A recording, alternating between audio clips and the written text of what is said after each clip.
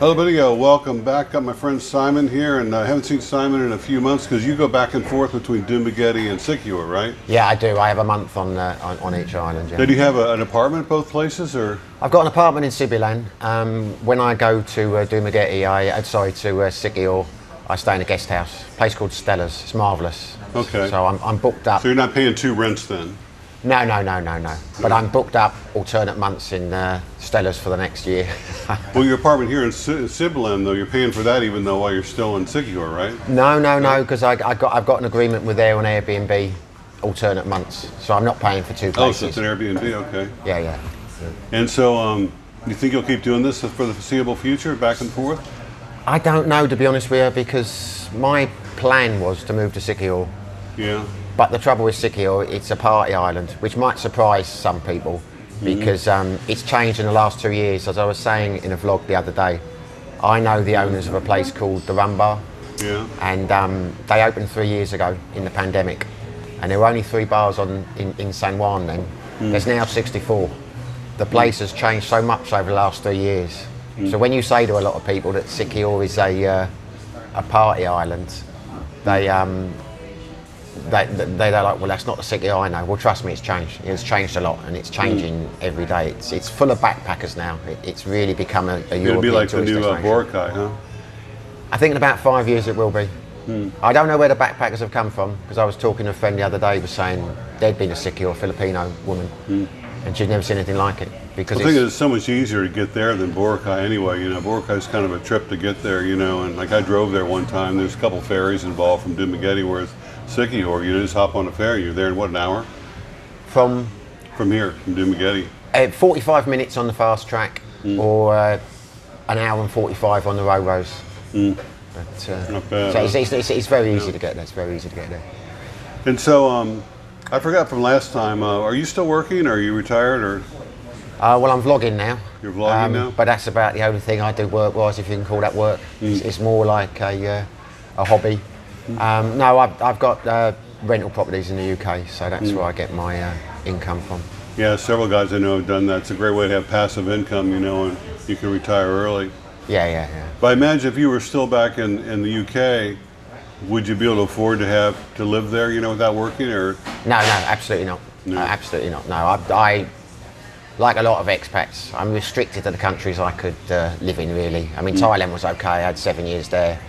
I could live in Cambodia. I could live here. I could live in Laos, Vietnam, those kind of places. I couldn't move to Key West or go back to London or whatever. I'd have to work. Which I don't So you're want going to to stay in Asia. Are you going to get a retirement visa here, or are you just doing tourist? I'm still on tourist for the 36 months. I don't know. I mean, I love Siquijor, but I'm starting to think I would like to stay in the Philippines long term. But even though I love Siquijor, I don't think it's for me. And Dumaguete isn't. So I think over the next coming months, I'm going to do a bit more travelling. I need to find the place that's that's perfect for me. I've not found it yet. I've not found it yet. But I went to Cebu last week, and nothing. I don't want to offend anyone who lives in Cebu, but Cebu's not for me. It's not going to be Cebu. Yeah, I've got friends over there, and they've got a nice mall, and they've got, you know, nice restaurants and more, you know, activities and stuff. But it's just too chaotic for me, you know, especially the traffic. I would never want to drive over there. Yeah, well, I've not been to the city. I've only been to Malbo and Oslob. Yeah. And they weren't for me. I might try the city, but I've never heard anyone say good things about it. You know, everyone's, you know, like you, the traffic's really heavy and that. So I'll try it, but I'm not expecting it to be my place. If I was going to live there or Manila, I wouldn't have a car or a motorcycle. I'd just take public transportation everywhere, because take the stress out of it. Because but also it's just trying to find a place to park too, especially if you have a car over there is really difficult. Yeah, well, you're a braver man than me, because I don't mind driving in Siquijor. But I've never rode a bike in Dumaguete. I wouldn't do it, but you do. So Dumaguete's too dodgy for me on the roads. I don't know. I guess once you get used to it, it's not too bad. But I've kind of really cut down on my driving too. So when you're over here, Simon, you don't drive at all. You just use public transportation. Yeah, well, when I'm in, I do. And the public transportation is amazing here. I might do a vlog about it, because I don't think a lot of people realise about the pedicabs. Because one of the mistakes I made when I first got here is, when you've done a lot of travelling, I do, one of the golden rules is you always agree the fee Yeah. with the tuk-tuk or the trike driver. Right. So I'm getting in them. I'm saying I want to go here, want to go there. How much? And they're like 100 or 150, and you beat them down. I had no idea. My girlfriend told me, just get in there, and it's 15 pesos anywhere in Dumaguete. Yeah. Just don't ask the price. Yeah. So now I don't, and I save a fortune. I thought I was being so clever, saying, working out the price. But no, I live in Sibilan, which is about 6 kilometres from Dumaguete. It's a long way. It's a busy road too there too. Yeah, but it's amazing because where my apartment is, I literally walk downstairs. There is a bus every 10 minutes, one of the Sirius buses, or there is a jeepney, and the Sirius bus is 15 pesos. Yeah. The jeepney's 20. Yeah. I'm here within 20 minutes. If I want to go anywhere around town, I just jump in a pedicab. That's Yeah. 15. Really don't see the attraction of having a bike or a car Yeah. for me. I think it'd be different for you because you're up in you're in Bacong now, aren't Yeah. you? But I know a lot of the people in Valencia, they can't, I live there can't too, get yeah. can't get to and fro. Yeah. But for me, if I was to stay here in Sibilan, which I'm not long term, I don't think I'd ever buy a car. Can't see the point of it. When my wife was pregnant, we decided she wasn't going to get on. I didn't want her on a motorcycle ever again, and so we were taking the pedicabs. We call them tricycles here, and we were sometimes we walk out the end of our road and we get one right away, but sometimes we waited 25, 30 minutes to get one of those or a jeepney. Now we got a car, it makes it easier. But the problem with the car is just finding places to park. Especially in Dumaguete downtown, it's like you can drive around and not find a place to park. And even the parking garages they're not like you find in America or in London. They're very small and everything's very tight. They're dark and sometimes it's difficult to park in those places. But I don't know. How are you getting on with that car? Because I saw you buy it on Facebook. I'd never even heard of that brand. Yeah, nobody has. It's a Geely. It's a Coolray, and it's like one of the #1 cars in Saudi Arabia of all places. Really? It's big in England too. Yeah. I'd never heard of it. I hadn't either. It's only when you bought it, the dealership is about 1 kilometre from where my apartment yeah. is. Yeah, and I saw it the next day and thought, there you go, I'd never heard of them. Well, what happened was the guy that sold it to me actually used to work here at Ground Zero as a cook. And one day I was leaving Ground Zero, and he was still selling. He was a car salesman then, but I walk outside and he said, "Hey, mister, you want to buy a car?" Like, trying to sell me like a watch or something. I go, "No, I'm kind of busy." "Well, it gets right over here. Come take a look." And I was in a hurry. I said, "Okay, fine." So I walked over and took a look at this Coolray that he had and said, "Wow, that's a really nice car." And he got all my information and stuff. And then I never heard from the guy.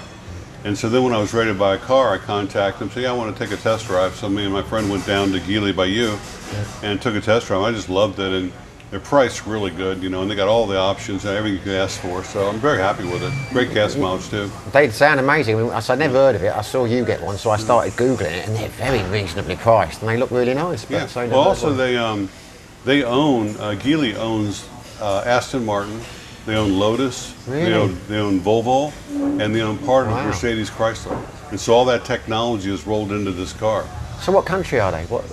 China. It's China, is it? Yeah. Okay. Right, yeah. They're trying to take over the market because what the Chinese have done is they subsidize all the car manufacturers in China. Right. And so they can sell these cars for basically what they've got in them for a cost to try and conquer the market. Right. So they can undercut everybody else because they don't, they get all this money from the government. Yeah. And so, pound for pound, you look at a Honda, or Toyota, you get a lot more car Right, yeah. than to buy a Geely. So Yeah. anyway, enough about me. So, when's the last time you've been back to England? Are you going to be any plans to go back or? I haven't been back since I came to the Philippines, and How I've long been here ago? 6 months now. 6 months. Huh? Yeah. No, I don't. I intend to see my 36 months out. I might go to Thailand for a month, but I don't plan to go back to the UK anytime soon. Well, so this property you got there, who looks after it for you? You got like a management company taking care of it, or? No. I've been very lucky with my families. I've got a couple of Polish families, and they're good as gold. I've never had any. I've never bothered with management companies. What do? They just take a commission for doing nothing. I mean, it's what I've got is a lot of insurance. So the boiler's covered with British Gas, and I've got the electrics covered with a company called G-Serve. So if they call me, to be honest with you, they've got the numbers, so they just call and the people come out. Oh, nice. Because if you had a management company, they'd be charging you 5%, 10%, and all Yeah. they do is phone you up and say the boiler's broken. Wow. Yeah. Or they call their own people in, and it costs a lot more than having the coverage. So touch wood, I've never needed it. That's great. You got that worked out.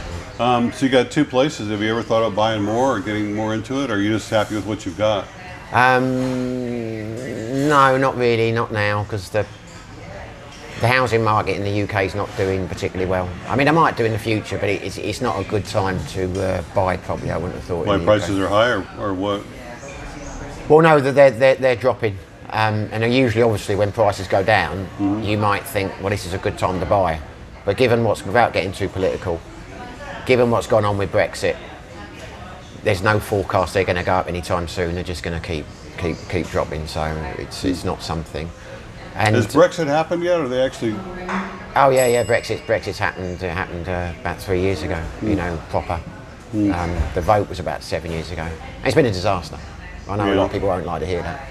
Somebody told me that the only reason that it got passed was that on that day it was like a rainy day, and a lot of the young people that were against it just didn't bother to vote. They thought it would never pass. Well, the thing is, people didn't think it would pass. I mean, that was it. I mean, I remember when I was in Thailand at the time, and I was reading the papers, and there was basically no one was saying it was going to pass. So I didn't bother doing anything with currency.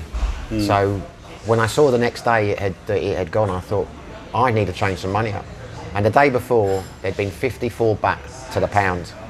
The next day it was down to 39. Really? It just dropped like that. It's never recovered. It's 44 or 45 at the moment. I mean, it literally, because if I'd known that was going to happen, I would have changed as much as I possibly could. But no one saw it coming. I mean, it was a combination of the weather. But so many people voted, they didn't know what they were voting for. Anyway, it's you know. And there's really no way to reverse it, is there? Like, would they have to have another vote, or is it? Oh, I think we'll go back in. It will take a few years, but we'll go back in. We'll go back in 100%. Yeah. Got to. Now, isn't Northern Ireland, didn't they stay in the EU? Northern Ireland?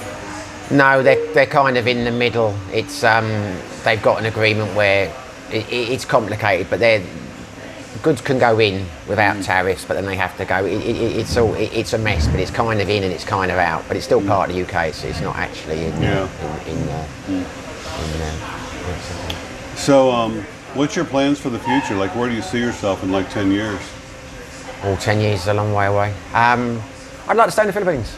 I mean, I will probably go back to Thailand one day when I get really old, because I just think the healthcare in that is better over there to finish off your years. But what about visas and staying there? I thought it was harder to stay in Thailand than it is in the Philippines. No, once you get to 50, it's very easy. Okay. But the trouble with Thailand now is they brought these new tax laws in. I haven't seen how they affect you, but they're starting to tax expats on their pensions and earnings and things. So that might make it, difficult. But I'd love to stay in the Philippines. I want to stay in the Philippines. I've just got to find the place that's right for me. Because I love Siquijor. It's just, I've never stayed there for more than a month. Where do you plan on going next to visit the Philippines? Any place that's on your list?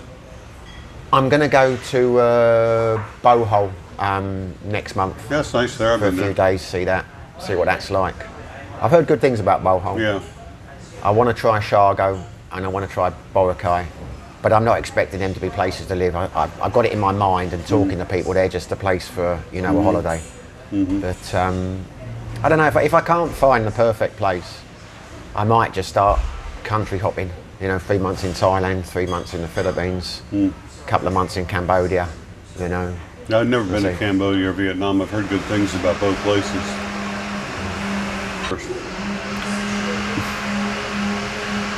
He said, let's go to the Henry, and I loved it. But he reckons that the Dumaguete Hotel's good as well, but I've never been there. It's just around the corner. Yeah, I've never been there. He said you can do Henry's is nice. there. It's just that it's hard for people to find it there, and you can't go over there. And I like to hunt for people to interview. Yeah. Oh, I know. I know it wouldn't work for you. I know it wouldn't Yeah. work for you because you meet your people. But once here, you get there, it's a great location. Yeah. So anyway, so you got a YouTube channel now. You had one before. So what's the name of your channel? Are we going again? Are we? Yeah. Oh, I didn't realise.